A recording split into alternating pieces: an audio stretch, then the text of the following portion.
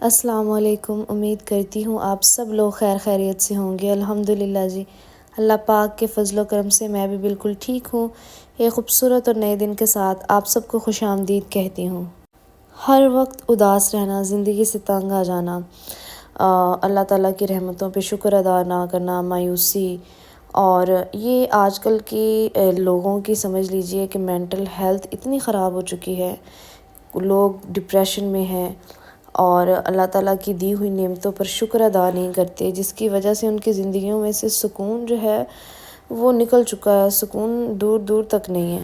اللہ تعالیٰ قرآن پاک میں فرماتے ہیں، اور تم ہرگز مایوس نہ ہو، اللہ کی رحمت سے نا امید نہ ہو، بے شک اللہ کی رحمت سے وہی لوگ نا امید ہوتے ہیں جو کافر ہیں۔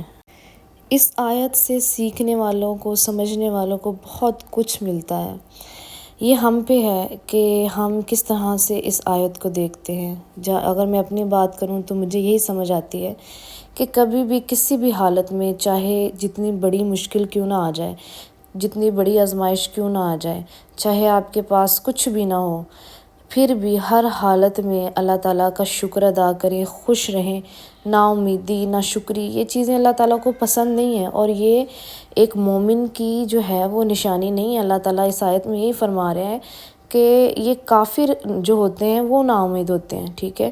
تو اپنا قبلہ درست کرنا چاہیے تمام مسلمانوں کو، اللہ تعالیٰ پر ہر حال میں بھروسہ رکھیں اور ایک کامل یقین رکھیں۔ جو یقین ہوتا ہے نا، یقین مانے یہ انسان ایک پختہ یقین رکھے نا جس بھی چیز پہ، تو وہ چیز ہوتی ہے اس کی عملی زندگی میں بھی۔ تو ہمیشہ اچھی امیدیں رکھیں اپنے رب کے ساتھ۔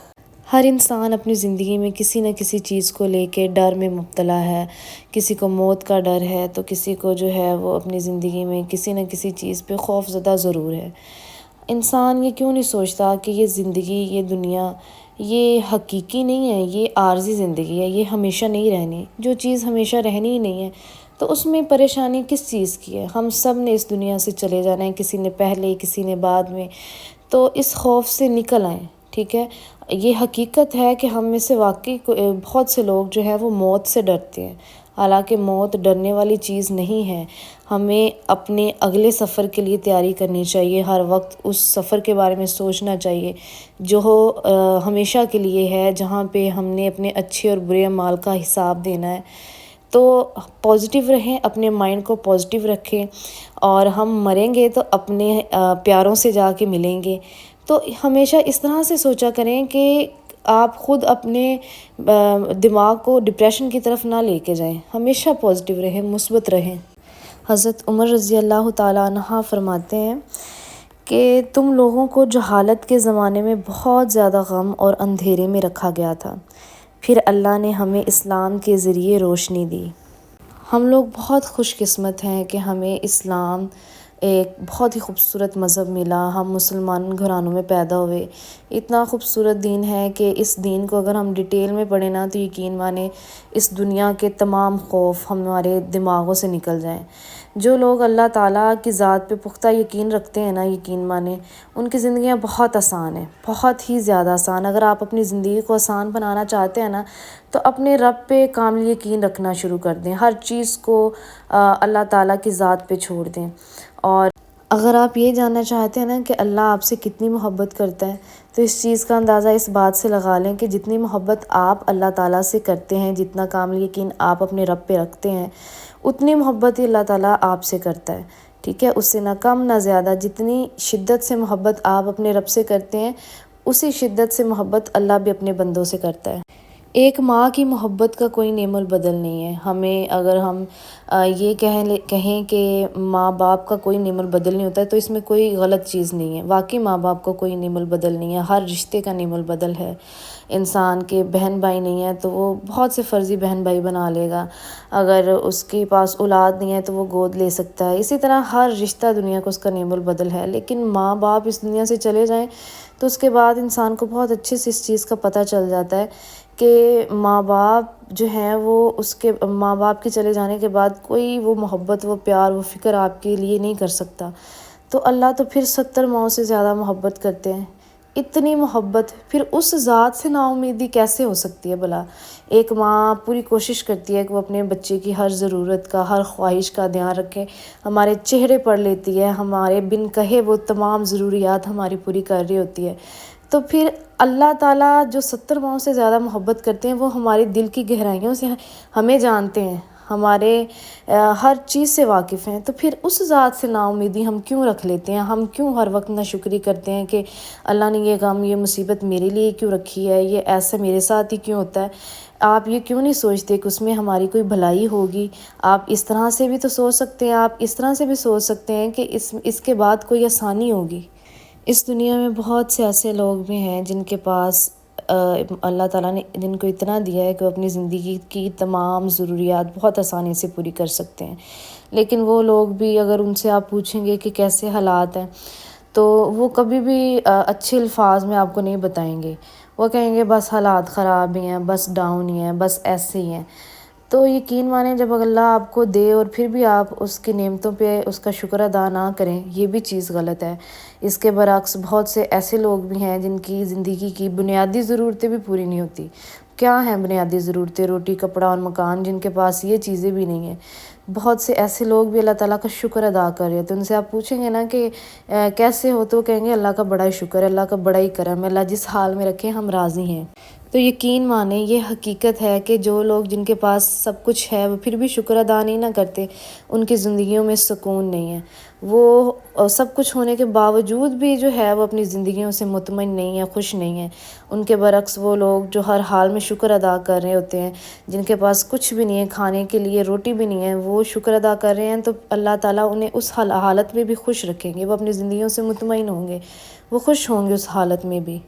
زندگی میں پیسہ، ایک اچھا لائف سٹائل، ایک لگژری لائف، یہ چیزیں امپورٹنٹ نہیں ہیں۔ اگر امپورٹنٹ ہے تو وہ ہے انسان کی خوشی، ٹھیک ہے؟ وہ اپنی زندگی سے خوش ہو، مطمئن ہو، یہی انسان کے لیے ایک نعمت ہے اس دنیا میں۔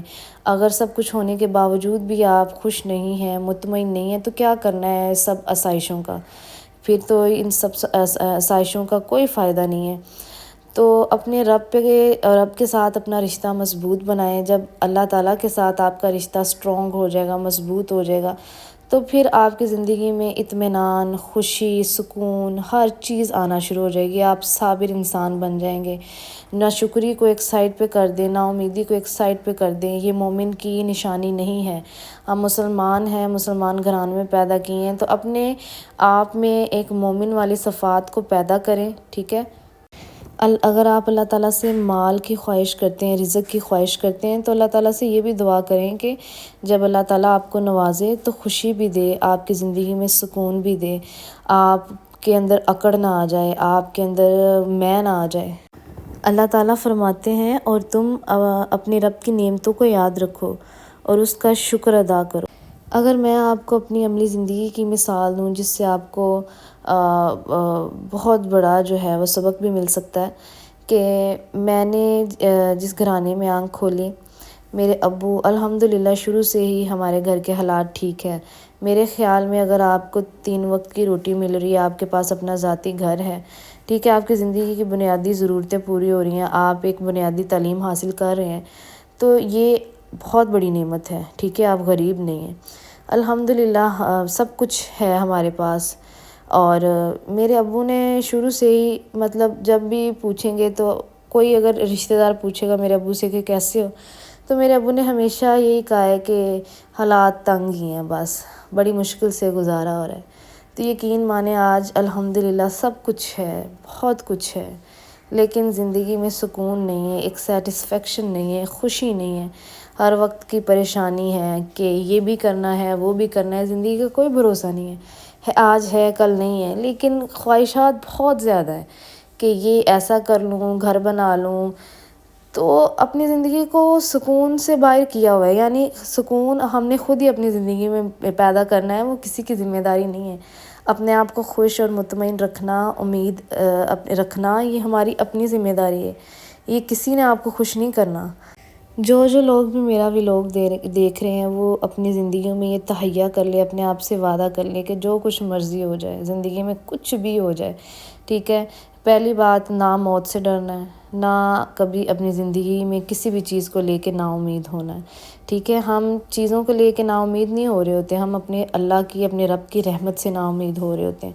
اپنے رب کے ساتھ رشتے کو مضبوط بنائیں، اتنا اسٹرانگ بنائیں کہ چاہے جو حالات مرضی آ جائیں، ٹھیک ہے؟ آپ یہ کہہ کے اپنے دل کو مطمئن کر لے کہ اس میں میرے لیے کوئی بہتری ہے اللہ تعالیٰ کی طرف سے، حالات اچھے بھی آئیں گے، ٹھیک ہے؟ موت برحق ہے، ہم میں سے سب نے چلے جانا ہے، کسی نے پہلے کسی نے بعد میں، تو کسی بھی کی موت پہ بھی اپنے رب سے شکوہ نہ کریں، شکایت نہ کریں۔ ہاں، رونا دھونا ایک نیچرل چیز ہے، وہ غلط نہیں ہے، تو بس ناشکری نہیں کرنی۔ انشاءاللہ جی کل نئے ولاگ کے ساتھ حاضر ہوں گی، تب تک کے لیے اجازت دیجیے، اللہ حافظ۔